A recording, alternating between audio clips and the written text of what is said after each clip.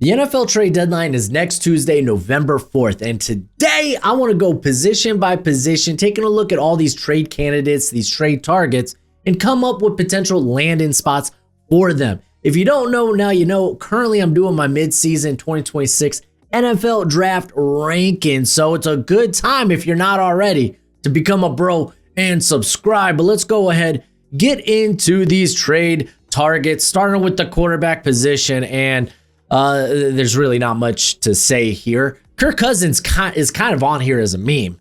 After the performance he put up against the Dolphins, yeah, I don't think he is a viable trade target, especially at his price. But Russell Wilson will interest some teams. I mean, the Vikings, they just lost Carson Wentz. Geno Smith hasn't been all that in a bag of chips. Maybe Russell Wilson reunites with Pete Carroll. I mean, Tyler Lockett's already there. I'm just saying that it could be a possibility, though highly unlikely. Highly unlikely. I don't think any quarterbacks are going to get moved at the trade deadline. But what about running backs? Breece Hall has been the top name, the popular name. And he's coming off a really good performance against the Cincinnati Bengals. I know, one of the worst defenses in the league. So easy team to put up good statistics on. But still, he is at the end of his contract. A team that's maybe looking long-term, like, hey, we'll get him in here, or maybe we could get him on a solid enough contract. Maybe a team like the Cardinals, James Conner maybe has a foot out the door coming off of injury. Trey Benson really hasn't proved much there outside of being a committee back.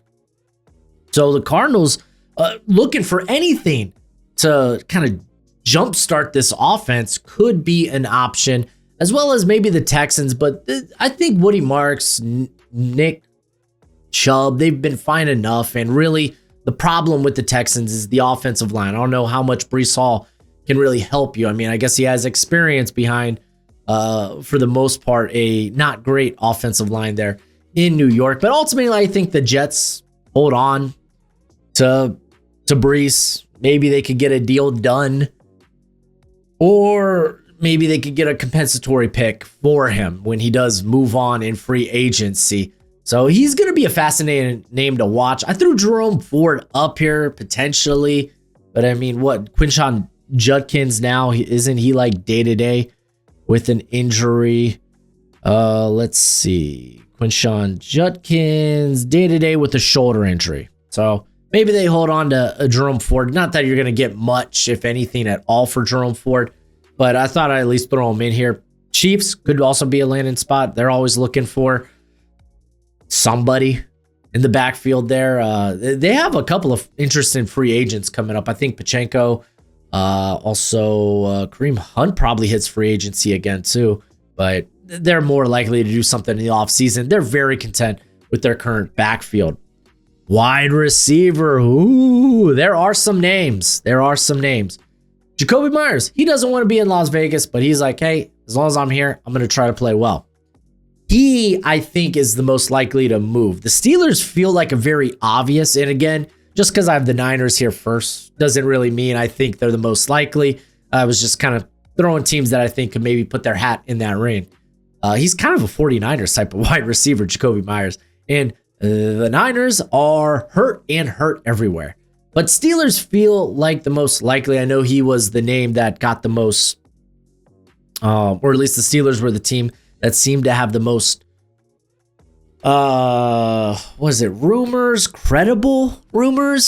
credible gossip behind it. They could be looking for that receiver that can do it on all three levels of the field to pair up with DK.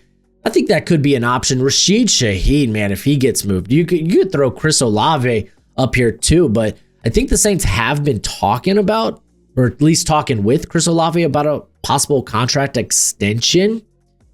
But I decided to go with Shaheed, who's playing well this year. Teams that are looking for that vertical threat, that someone that could really just stretch the field. I don't know. The Buffalo Bills, they would love that. I think they could be in the market.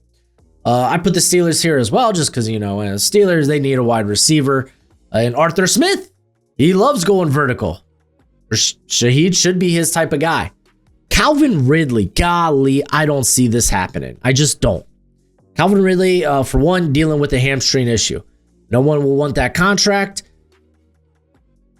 I don't see a market for him. Potential markets, the Giants, they could definitely use a wide receiver after Malik Neighbors went down about, a month ago. And now you lost sneaking Cam Scatterboo, a big portion of your offense.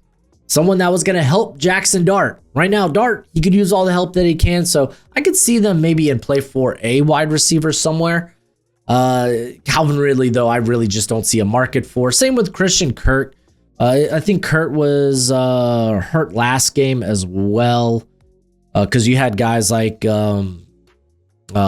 Xavier Hutchinson, Jaden Higgins was getting some time there. Jalen Noel, believe Kirk is coming off an injury, but he's been a reliable receiver wherever he goes. So if you can maybe get him in a pick swap, I don't think that'd be a bad option. Threw the Commanders up here because reports are Terry McLaurin re-aggravated the quad injury. So maybe grabbing another wide receiver could be something that they do, especially if they can do it for cheap. But those are the 4 big names. Put an asterisk with Chris Olave if you want. How about tight end? I think tight end is pretty interesting. So all these guys, right? David Njoku, Chikakonkwo, Mark Andrews, they are all going to be free agents after this season. So preferably if you're a team that thinks they can make a playoff run, then maybe you can view one of these tight ends as a potential low cost addition for the year, a rental, so to speak. I don't know how much faith the Bengals have in playoff hopes, losing to the Jets just this past weekend. That's why I went with a younger option. Maybe you can sign and extend. They currently have, Mike Gesicki's injured. They brought in Noah Fant, but are there any real long-term players there? I don't think so. David Njoku, the Jags, I think could be a big player. They had, a Strange go down, so they really have nothing at tight end currently. So I think maybe an Andrews or an Njoku. If Liam Cohen is like, hey, our offense is just all over the place right now, maybe get in a security blanket for Trevor Lawrence would help mightily. So yeah, I could see potentially the Jags in the market for an Njoku or an Andrews, someone who's a little bit more established. But if you like the NFL draft, I mean, this channel is almost everything you could want when it comes to the NFL draft. And I have a draft guide and I have a fancy little promo here that'll tell you about it. We love the NFL draft, and now my draft guide is available for purchase. It comes with over 500 player backgrounds and close to 300 player evals. It updates throughout the whole draft cycle. So when I add a new eval or I change my rankings, you're going to be the first to know. It's going to have all the pro day and combine numbers along with analytics, and it's a Google spreadsheet for right now. So you have to include your email with the purchase, but we will be switching over to a website at the end of the year. And if you get it now, it's going to be cheaper now than it will be later. It's a great way to support the channel, and as always, much appreciated, much obliged. Moving to the offensive line, offensive tackle, I bring to you another unlikely trade candidate because he's currently on IR. He got put on IR just, I think, earlier this week, and that's Braxton Jones for the Bears. He was benched in favor of Theo Benedict. I think he could at the very least be a low end type of starter. The problem is he's on IR. He's on IR, and he is going to be a player that you're going to have to decide, do you want to extend at the end of the year? Teams that could be in the market, I threw the Jags up here. Walker Little has had a really rough last month, so that can be an option. The Chargers, desperately, hey, we'll take a 1-year rental because right now we are all hurt. But again, I don't see a big likelihood with this one. Let's go to the offensive interior, where I have a couple of names. Jackson Powers-Johnson could be interesting. I think the Raiders are terribly misusing him. And remember, this is a new front office. This isn't the front office that brought in Jackson Powers-Johnson. So if you're a team that's like, okay, maybe we could definitely go out, get a nice young player who was drafted highly. He was drafted in the top 50, early second round. and move him back to center where everyone and their mom is like, yeah, he should be a center in the NFL. Don't know why you're putting him at guard, Raiders. You do you. I could see the Patriots going out and getting him. Maybe, even if it's just to develop him, you're going to get him on his rookie deal. The Lions, Graham Glasgow isn't a long-term option. I think he's a better backup than starter. I think that would be pretty nifty. Tevin Jenkins, again, this is more so if you're looking for something to, if you're looking for a patch, a one-year rental on the offensive line, like the Bucs make a lot of sense to me. They've dealt with a lot of injuries on the offensive line. They want to go out and get Tevin Jenkins, who's on a one-year deal right now. They can do that. Maybe the Raiders get him at guard and kick freaking Jackson Powers-Johnson back into center, please. Like, and I keep harping on it. Let's go freaking look at this. Jackson Powers-Johnson. Currently, he has played a nice 269 snaps at right guard. Hasn't played center at all. They're playing Jordan Meredith at center. This is freaking ridiculous. This is silly. And I think Jackson Powers-Johnson, I think he was benched at one moment. I think also he had a concussion earlier in the year. This is ridiculous. This is just silly by the stinking Raiders. Obviously, they think they're fine at center. So go out and get a guard because Parham's playing bad. Jackson Powers-Johnson apparently is not working for y'all. So I could see the Raiders doing that. Robert Jones, he's on a one-year deal. He's currently a backup there with the Cowboys. I think he could be someone that could get some, maybe a pick swap if you're looking for maybe a little bit more depth, or, oh no, we're desperate for someone to start along our offensive line. So I could see that with like maybe the Patriots, if because I really do think Jared Wilson is an NFL center, not a guard. He's had a rough time this year at guard. Maybe a team like the Patriots can do that. The Bucs, as I mentioned. But before we move to the defense, let me tell you about our friends over at Underdog Fantasy. Get your phone out. Hit the beautiful Steiner. We all love Gojo here on the channel. And when Gojo picks to get in on the action, he picks Underdog Fantasy. He grabs his phone. He puts in promo code Broshmo, because if you do at Underdog Fantasy, they'll match that first deposit up to $1,000 dues. Gojo, do you love weekly best ball or higher lower on player stats? You're a higher lower guy? Cool. Gojo's just chilling right down here if you didn't know. Yeah, so if you want to get in on the action, they have promos each and every day. It's a stupid fun way to play, but if you do download the app, it's promo code Broshmo. As always, play responsibly, play within your means. Let's get to the defense. Now, there's a ton of edge players we can talk about. A lot of these guys are in their final years of their deal, but there's a ton of options if your team wants to rev up the pass rush where they can go. Like Trey Hendrickson, obviously, he's at the top of the list.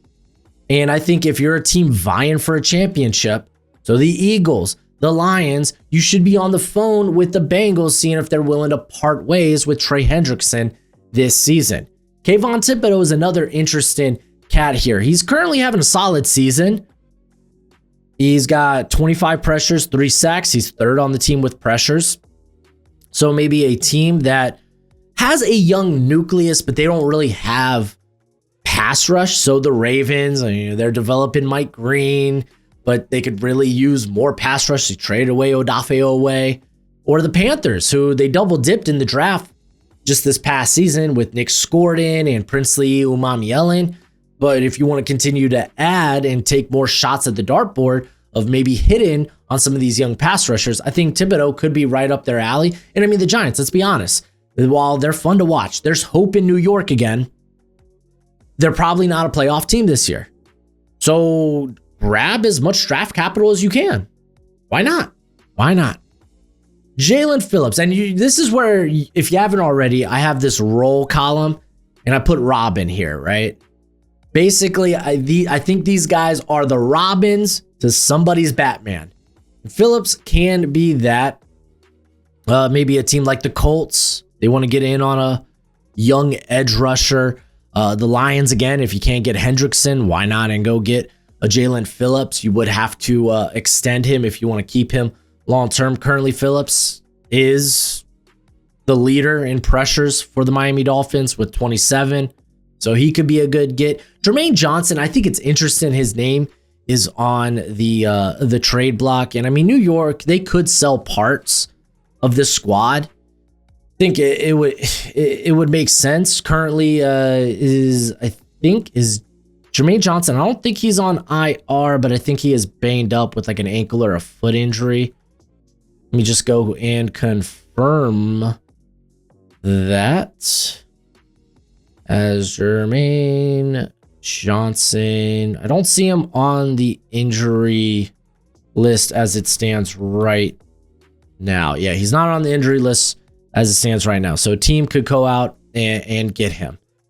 Maybe again, the Eagles, the Colts. I think these are all teams that you're going to hear. Teams that are vying for championships, and they're looking for that one piece that can maybe set them over the edge. Boye Mafe, he's in a contract year. He's in a similar boat. I think if you're a team that likes stand-up pass rushers, maybe the Panthers, the Ravens, that could be your cup of tea currently. Boye Mafe thus far this season, he's fourth on the Seahawks with pressures at 21. No sacks, but that's fine. It's okay. But yeah, I mean, he's coming off two really good games where against Jacksonville, 5 pressures, against Houston, 5 pressures. Granted, not good offensive lines currently with those two teams, but still it's nice to see that he's kind of riding high. So maybe a team will be willing to go out and spend something for him. Chauncey Golston, I put here. I think if you're the Commanders, reuniting him with Dan Quinn, you had Dorrance Armstrong go down. I think that's something that could probably make sense. He's currently questionable, so I think he's coming off injury right now.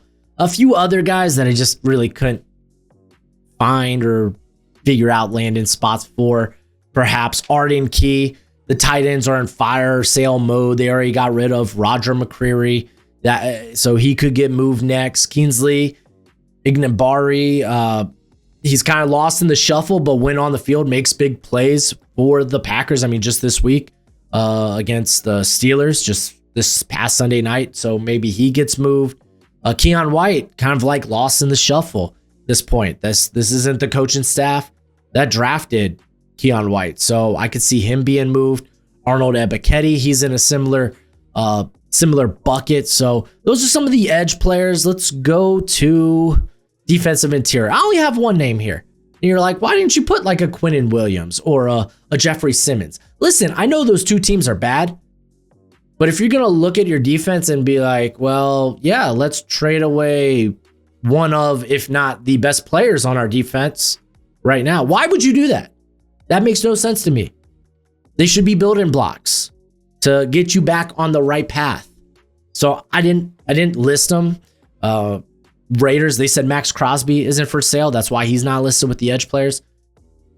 And honestly, John Franklin Myers is on a team that's gonna maybe win a playoff game. He's right now loving it there. He might want a new deal, but he's really enjoying just the winning that's going on in Denver. So that's why I didn't really put landing spots for him. So if you're looking for interior talent, it's probably going to be more on the depth end of the spectrum. Let's go to linebacker. There are a few options here. Logan Wilson probably heads it if you're looking for a guy that can start now and be a low-end starter. Then he's probably your guy. You could have him reunite with Coach Lou over there with the Colts. I think Jermaine Pratt's already over there, so why not? The Patriots, they could be looking for a little bit of linebacker help, and I can't imagine the price tag on Logan Wilson being that expensive. And then Ivan Pace Jr. is so interesting. Let's just look at the snap counts for Ivan Pace Jr. He had 17 in the Chargers game. Outside of that, he's only had one game over 50. I think he's kind of lost in the shuffle, or he's just kind of really stuck in a very situational role. So maybe he can be moved off of.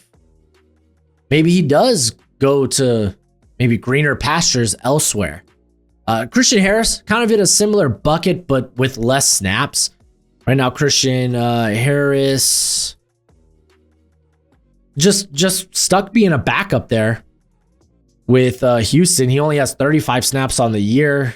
I mean, you could probably get him for practically free. A team like the Niners, who had Fred Warner go down about a month ago, could be in on that. I mean, they have some familiarity with D'Amico Ryans, so thought I'd just throw those two names up there as young players that are kind of lost on their current roster.